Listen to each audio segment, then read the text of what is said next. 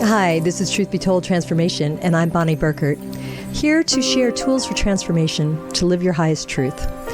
I'd say one of the tools that is very, very interesting to a lot of people right now is the use of plant medicine. And today we're going to speak to Stephen Gray about his new book, How Psychedelics Can Help Save the World. Hello, Stephen. Hi.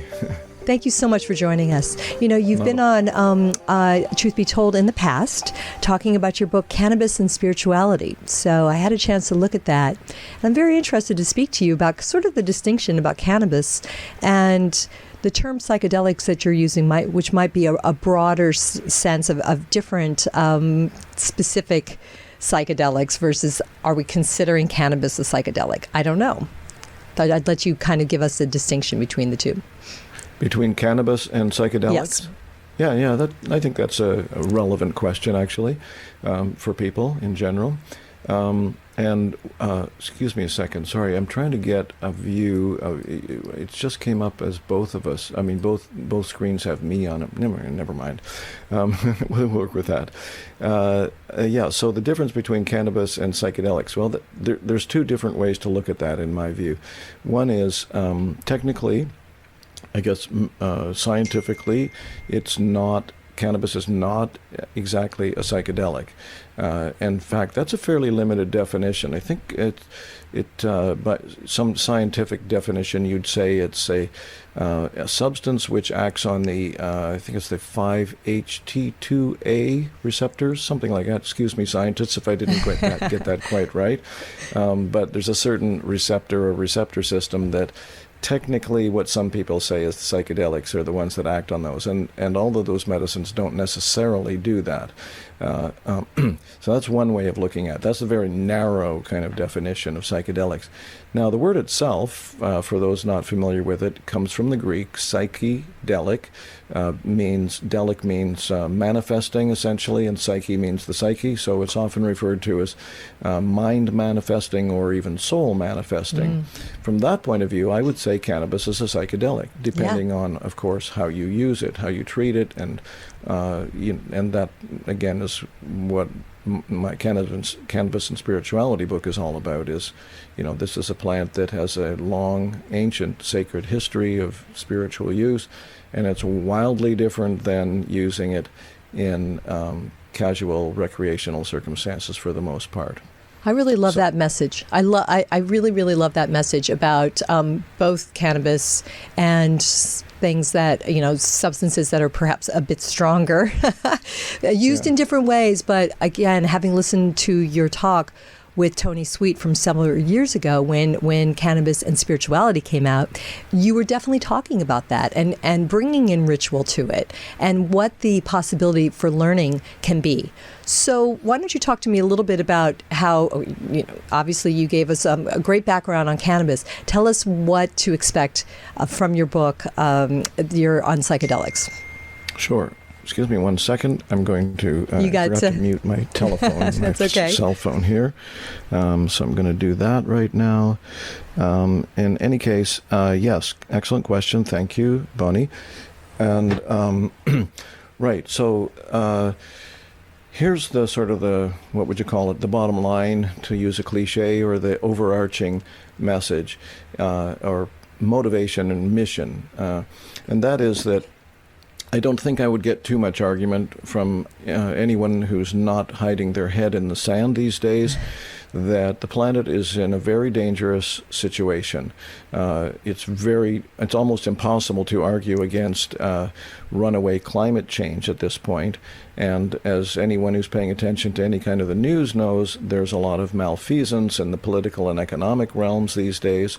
We are, despite increasing awareness of climate disasters and climate change and warming of the planet, as a species, we are still generating more toxicants and pollution, then we are improving or recuperating or whatever, or balancing out.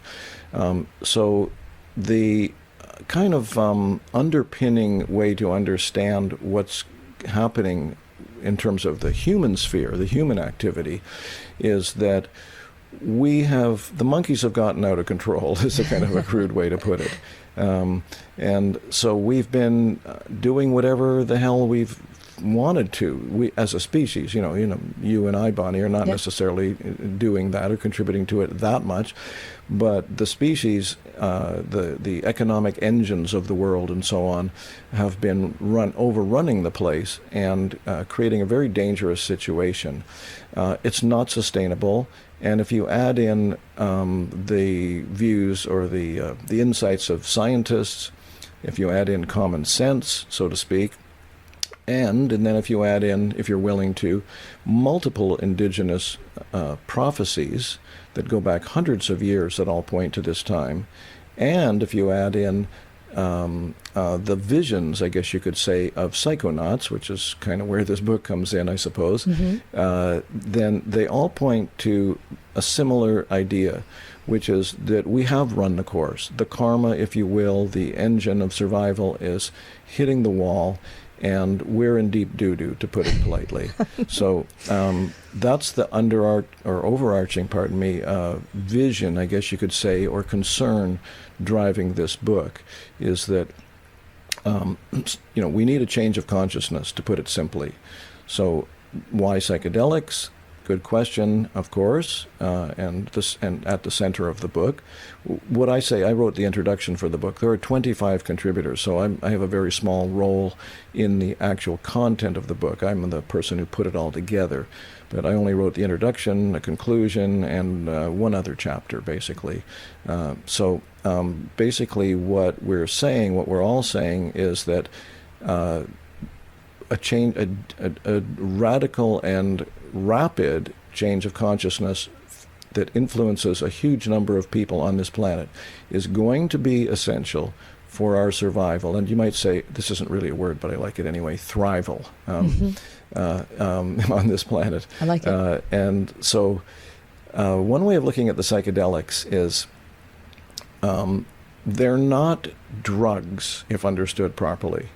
In fact, Terence McKenna once said, his definition of a drug, for those who know who Terence is, his definition of a drug is something that promotes habitual patterns and thinking. Psychedelics, when used correctly and understood correctly with the right kind of set and setting, a common term, I don't know if all your viewers would know this or not, but set meaning the intention you bring to it in a general sense, the situation or the encounter with the medicine, and setting being the actual environment you do it in. So if you have the right kind of, mojo to start with, and you do it in the right way, do it, meaning a session or whatever, or a series of sessions, then what these plants and fungi and some semi-synthetic substances do, or can do, is they shock the monkey. They take you out of your habitual patterns. They don't reinforce them. They function as what you might say truth serums in a way, and they also open up your mind. And this is really a big topic, because basically what universal ancient teachings like, say, Buddhism, for example, would say is that our natural state is to be awake, is to be enlightened, if you will.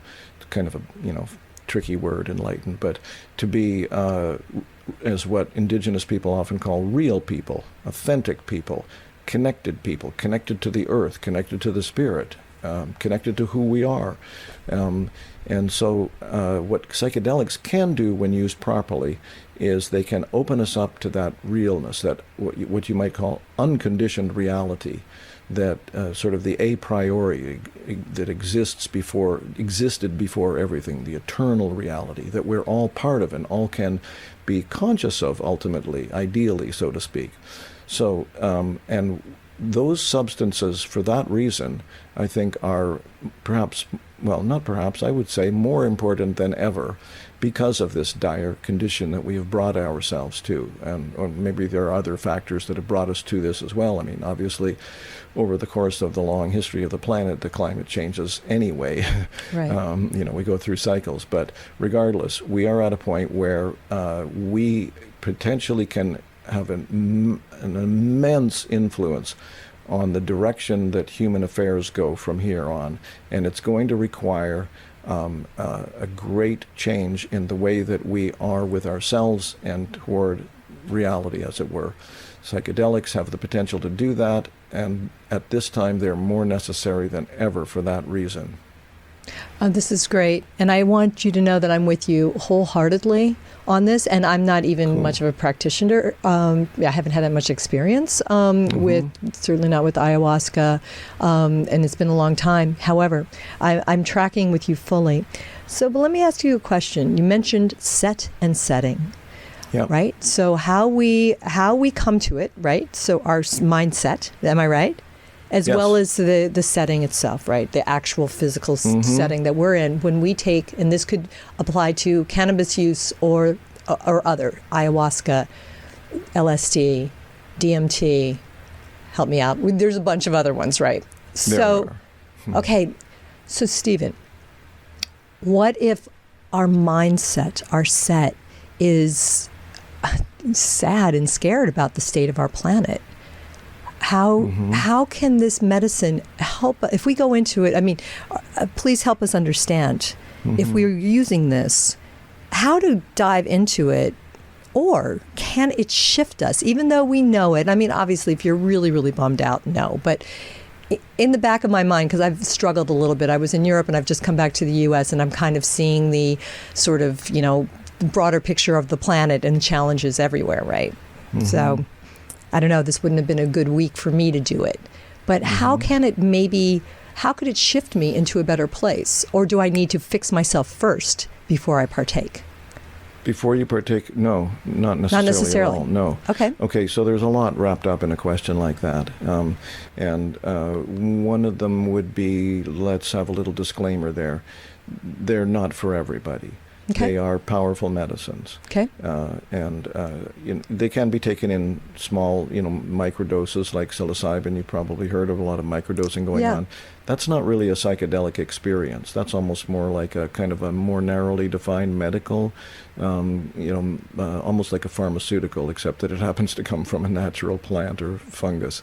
And then there's a level at which, in therapy at least, in psychotherapy, they refer to as psycholytic psychedelic therapy, and that is essentially low-dose therapy with these medicines. But the stronger ones, what Terence McKenna calls the heroic doses or the committed doses, these are very powerful medicines that not everyone is prepared to handle, and they're not necessarily for everybody in that regard. However, when understood properly and met properly in this set and setting issue that you just mentioned, Bonnie, they can be of a much benefit to many more people than have so far benefited from them.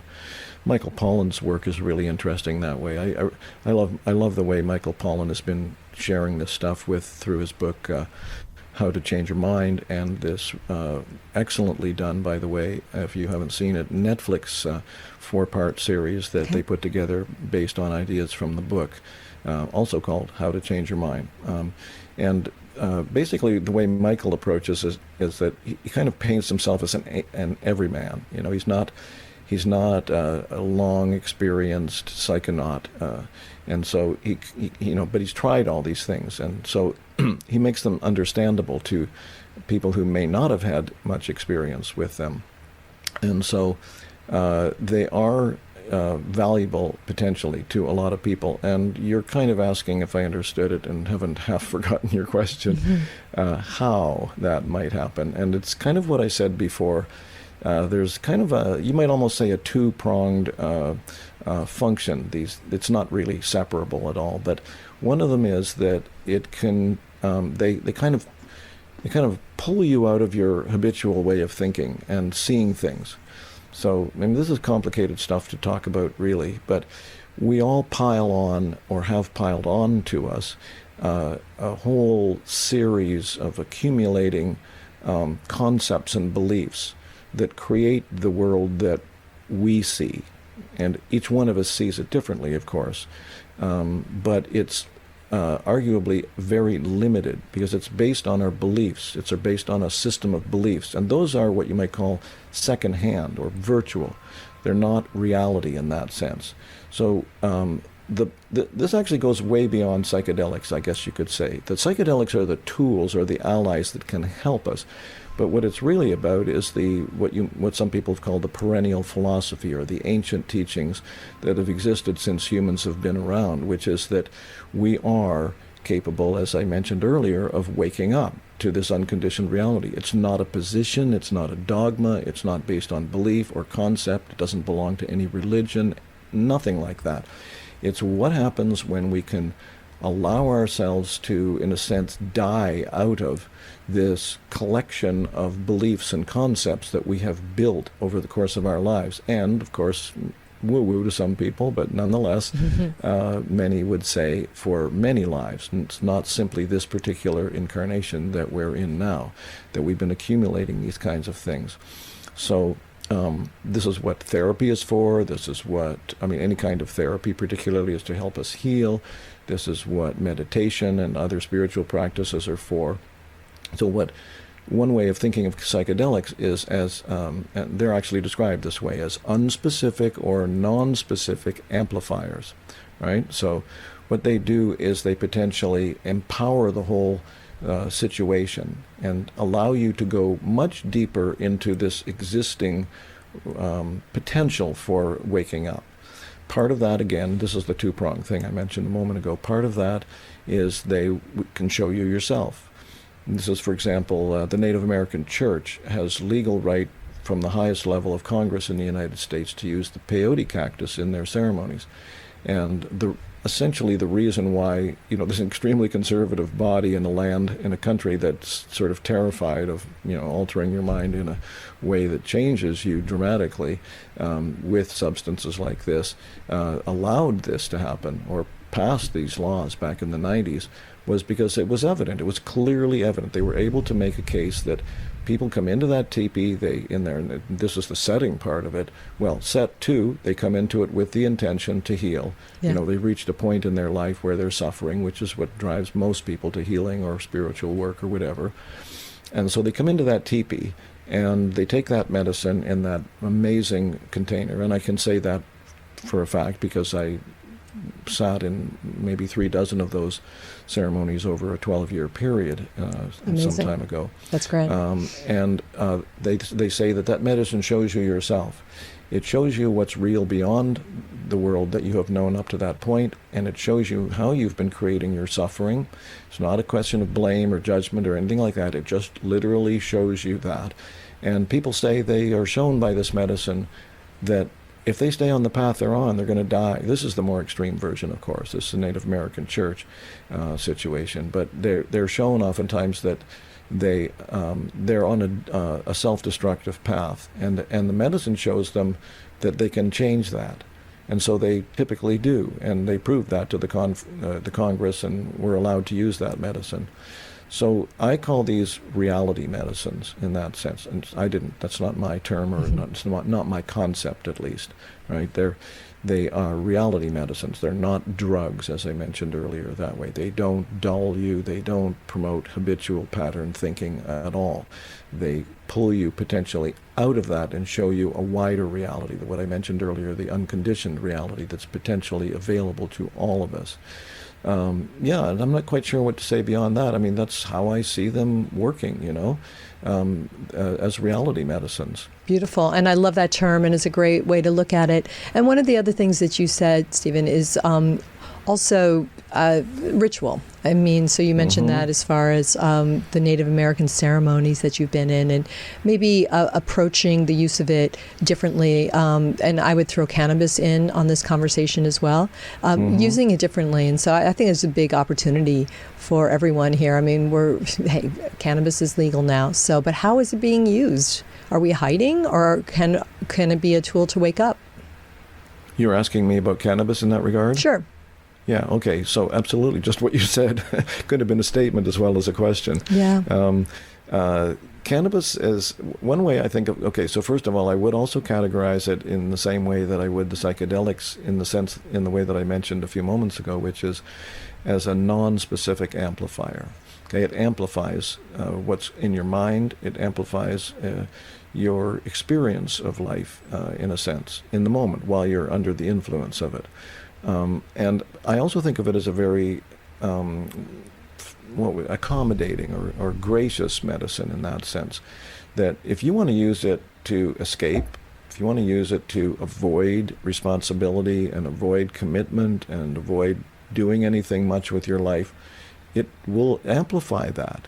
So one way of thinking about the way cannabis works is that whichever way you're facing, you might say whichever road you're kind of looking down or already beginning to walk down or contemplating walking down, so to speak, cannabis will amplify that for you. So if your thoughts are self-sabotaging, or if they're negative, if you just want to numb yourself, throw in a little alcohol just to make it even more numb, excuse me, it will do that. However, that same kind of non-specific amplifying capability can be directed toward presence, you might say. So there is what I like to call the great open secret. It's sort of like the universal understood wisdom of the mystics and the great traditions and so on, is that we are already awake in that sense. I'm kind of repeating myself. I realize I said that earlier in the conversation, but what cannabis can do is open you deeper into that. Okay, pardon me. The secret, so to speak, that I'm talking about is that reality has a chance to enter through the spaces between our ongoing thinking minds, our monkey minds. And in fact, from a Buddhist and other traditions perspective, it's this thinking mind that's actually obscuring this unconditioned reality. And we're all doing it because we're all, on some level, afraid of letting go of this sort of carefully long-term accumulated and constructed personality. There's one of the old Freudians, Otto Rank, called it the lie of personality. Other psychologists have called it the false or provisional personality. A simple one-word term for it is ego. Ego, people understand ego in different ways, like big ego, arrogant, whatever. That's a different kind of a thing, in a sense. The term ego in Buddhism, for example, simply means this identity that we have based on all these principles, concepts and beliefs that we've accumulated and put together into some kind of a package. But as I said earlier, it's not real. It's just a series of ideas. It lives in thought. That's the key there. It lives in thought, and we avoid dying into this great reality, so to speak, what you might call the divine reality, the eternal reality, the love, unconditional love-sourced reality.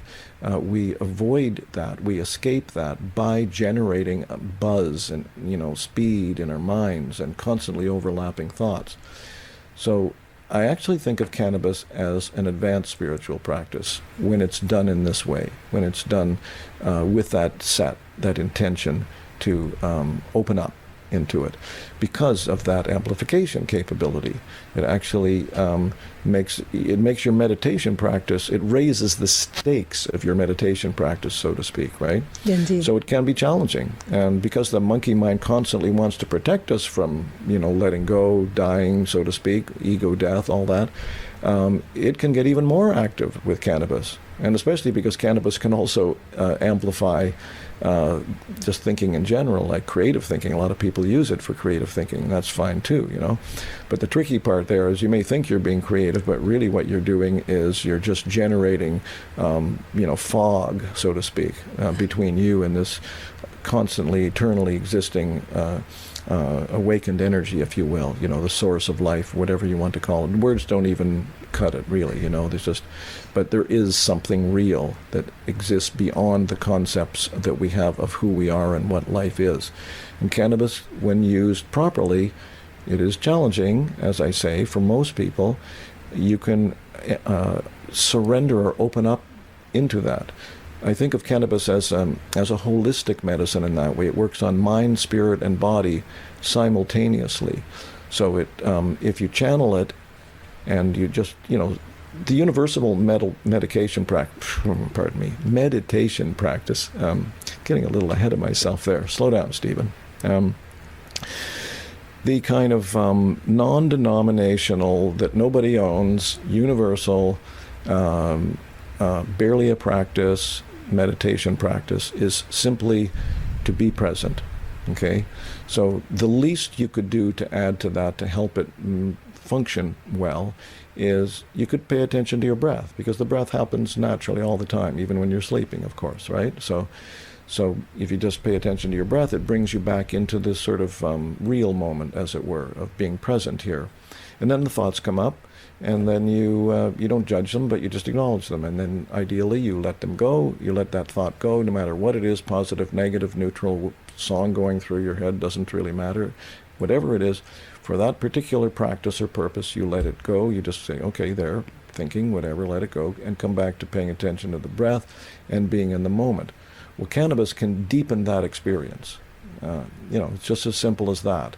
So it can relax the body, it can open the body, it can open the mind, it can open the heart altogether. And ideally, that's how it can be of most use to us. No, it's great. It's great. And I'm glad that you've given us this level of detail, because, again, that's very widely available. And yet so many are exploring the psychedelics and the plant medicine. And so tell us a little bit more about, if somebody were interested, do you recommend, for example, an ayahuasca church working with a practitioner? Can you describe how somebody might approach that and prepare themselves also mentally for it? Mm-hmm. Well, oh boy, there's a lot I could say about that too. Thank you for asking. There's so many different ways to approach these medicines or to encounter them, or there are a number of different ones, for one thing. Secondly, excuse me, as I say, they're not for everybody. It's the direct path, you might say. Thirdly, they are not necessarily going to help you if you don't have some kind of daily practice. There's a lot of discussion in the field about integration. You have, so you have this perhaps remarkable experience. You get a great insight into the ways that you're holding yourself back, or you tune into this kind of divine energy of love, or whatever it is, the light, et cetera, et cetera. You feel you're in the presence of the sacred or the holy. But then, a few hours later, you're back to ground zero, you're back to base camp. And then, you're not going to do that every day. You can't do that every day. So 99% of your time, you're not under the influence of one of these medicines. So then you have to bring it into your daily practice, your daily walk, the way you are with yourself, the way you move through the day, the way you are with your spouse, your friends, at work, whatever, It's an ongoing practice that takes a whole life, or, as I said earlier, perhaps many lives or several lives. Mm-hmm. So the psychedelics by themselves aren't, I don't think, in general, going to benefit people all that much if they don't bring those insights back into the daily walk, as it were. In fact, with ayahuasca, there's a book called Antipodes of the Mind by a guy named Benny Shannon, who's worked, mentioned about, ayahuasca churches. He may be still around, I'm not sure. Anyway, he was with the ayahuasca church, Santo Daime, I believe. And he said, working with ayahuasca is like going to university. And you take a course, and the teacher teaches you a concept or a lesson of some kind and gives you homework. You go home and you do that homework, then you come back to that teacher, they can take you further. This might even be a more appropriate metaphor if you're doing like private lessons, say you're learning, guitar, and the teacher gives you homework, you go home and you do it, and you come back a week later and he says, wow, nice work, you've actually been doing it, now I can teach you something new.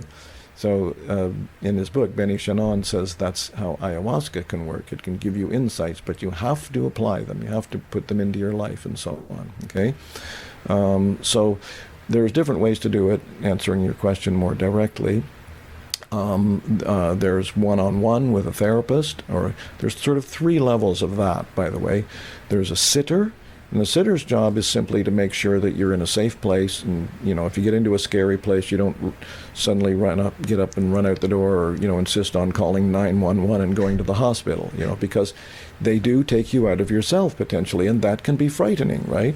But the guidance that, for example, Johns Hopkins University has done a lot of this excellent work of that nature, where it's just you with headphones on with a carefully created or curated playlist of excellent music that's appropriate for that deep encounter, some eye shades to keep you from being distracted by light, and you just go into it, you just do it. And there's preparation. They may have had several sessions beforehand. There should be follow-up sessions generally, etc.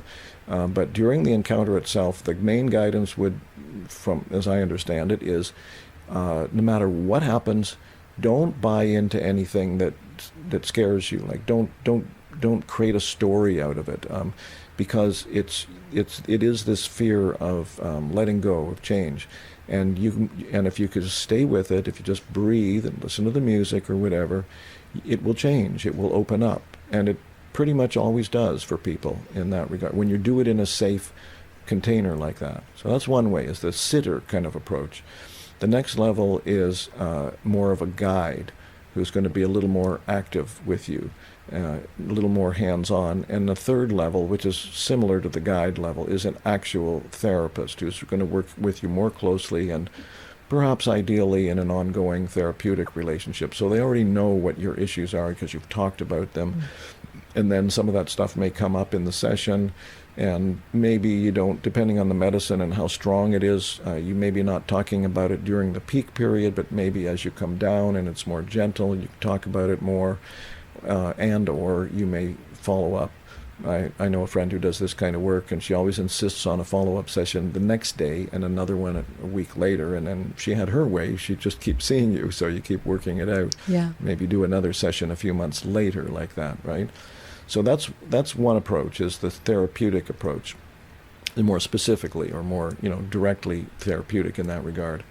And then another one is, well, probably the main other one, I guess you could say, is in group ceremonies, and similar idea that you need to be in a protected, safe kind of container. You need to be with people, particularly those individual or several or whoever that are leading the ceremony, that are guiding the ceremony, what you might call the shaman or the ceremony leader, or in the Native American church they call it the road man who's running the ceremony.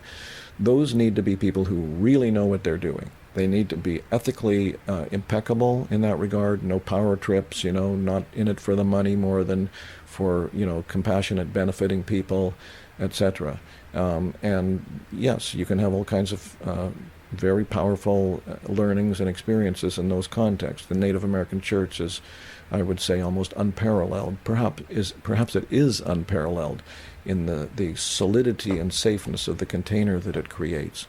The ayahuasca churches, similar. They're not for everybody. I actually know what I'm talking about to some degree with that one too, because I've been a somewhat peripheral member of the local Santo Daime group. Santo Daime is an ayahuasca-using syncretic church, meaning it combines indigenous, animistic, and Christian elements. And there's a chapter here in Vancouver. I've sat in, I don't know, at least a couple of dozen of their ceremonies. They call them works. They hold a fantastic container as well. Maybe not for everybody, because there is a Christian element to it, and some people just, I can't deal with that, No Christian stuff, please. But in the context of it, I actually kind of felt that way when I did the first ceremony with them myself, and I get into the medicine and go, nah, none of that matters, man. Right. They create a beautiful, safe container, and then it's just you and the medicine, you and the spirit. It's just your direct relationship, It's truth. Like, how much can you die into that? How much can you surrender into it? So that's essentially, I think the answer to that question It's is beautiful. that there's several levels of therapeutic approaches, and then there's ceremonial approaches. Yeah. I don't, in general, encourage just doing these things on your own. Some people can handle it, no problem.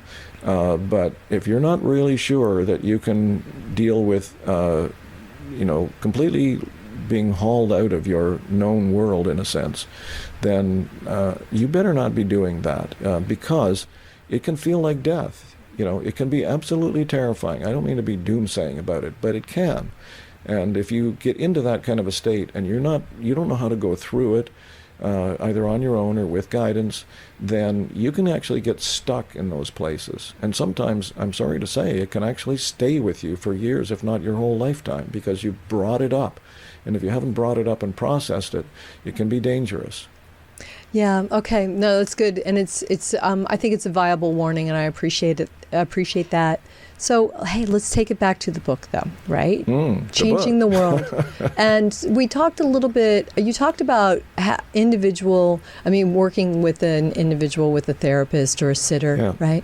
But tell me about the group setting, and that could be the group setting in one of the churches, as they're called, or but probably more so with Indigenous ceremonies. So tell me what you think, because this is the point ultimately that you want to make with your book, is a heart opening and a collective, right? So I think it's good. We have to get right ourselves, that maybe we can better handle everyone else.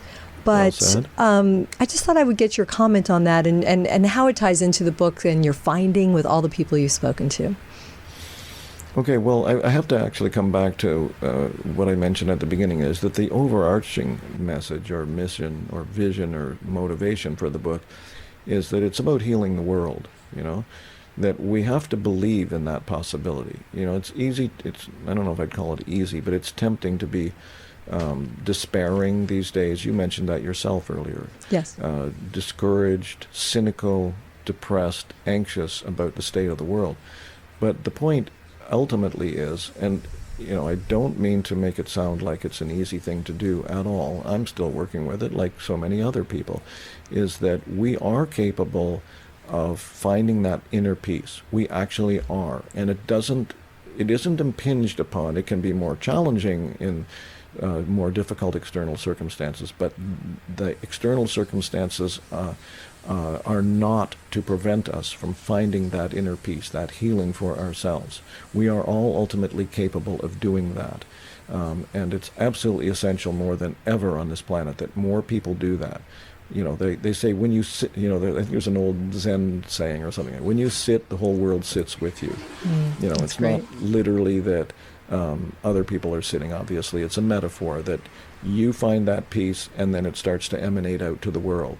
So healing yourself is really the first step. It's the ground. It's like getting your car ready to take it on the road. You're not going to spend your life, just fooling around with your car and polishing it and fixing things. You want to get that car road ready, and then you're going to go somewhere. And the go somewhere at this point is that we all need to participate in our own way, in my view, however that is. Whether it's just keeping spaces clean and being kind and gentle and relaxed and friendly, or whatever, or whether it's writing about it, or whether it's creating environmental initiatives, or there's a thousand or more ways to participate. But underneath it ultimately has to be that vision, the underpinning or overarching vision, that it's about healing the world, healing as much as we can in whatever way we can, wherever it is.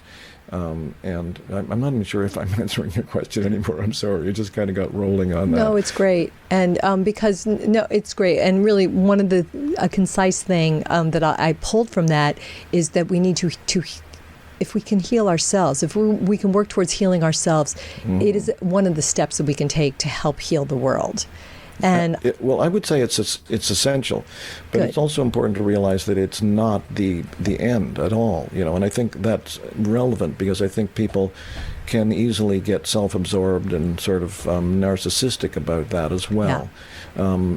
It's so that we can actually realize that we are one. I mean, that sounds like such a sort of I don't know, idealistic or almost woo-woo concept. But I think I'm not there completely, quite honestly. But I've tapped into that understanding enough, and certainly, many mystics, if you will, and wise people, guides and so on, have said that. The Dalai Lama, has talked about it a bunch, for example, that ultimately, it's the ego that I described earlier, that sense of an identity that we've created for ourselves that makes us feel separate from things.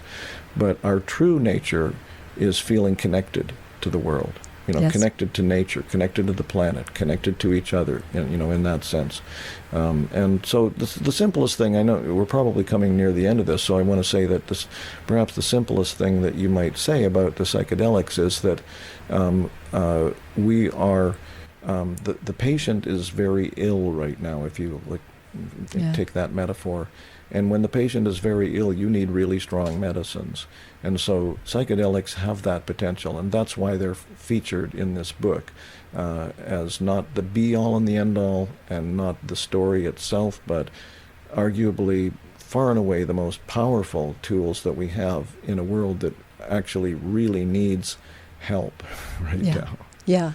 Yes, beautifully said, and really you've taken a world, a lifetime of exploration, both in terms of the potential that these different plant medicines, and again, we'll include cannabis in there, what that can do for us, as well as your own spiritual practice, and really just a melding of all, and a true curiosity to speak with experts on this, and what a collection of people that you've got here in this new book, and I really thank you for explaining so many different things. We really had a great conversation about so much, very deep diving, but ultimately bringing us back to the point, which is to the heart and what we can do, and trying to understand that collective consciousness. And that's why I certainly asked you to be on the show, and why a show like this exists, is because we have to keep, try to remember that, and to keep trying in general. And right? I think that when people actually are successful in doing that kind of healing work that allows us to let go of these limiting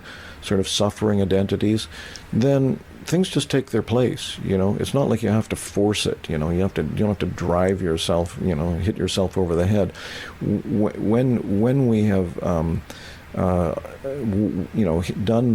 a significant amount of the healing work, and that heart that you mentioned yourself several times comes out more, that love, that compassion, that's what carries us, and then things just happen naturally. You just feel that you want to benefit people, you want to benefit the world, you want to create beauty, you want to, all that stuff, right? Absolutely. And that you are doing with the books that you've written for us. So thank you very much, and make sure everybody that you find Stephen very soon. And I thank you so much for joining us on the show today. Always happy to share this kind of information. I believe passionately in its importance. Me too. Thank you so much, Stephen. Until the next time, best wishes to you. Thanks everybody. Wow, what a conversation. I mean, I feel so very honored to have this platform to really help people open up and find new ways to really live their best life. So I thank you for watching, and I hope that you'll share. And remember that we have new episodes every week with Tony Sweet live on Fridays at 3 p.m. Pacific, and Robert Hensley is also doing shows every week as well. I'm Bonnie Burkert. Until the next time, thank you, and stay shiny.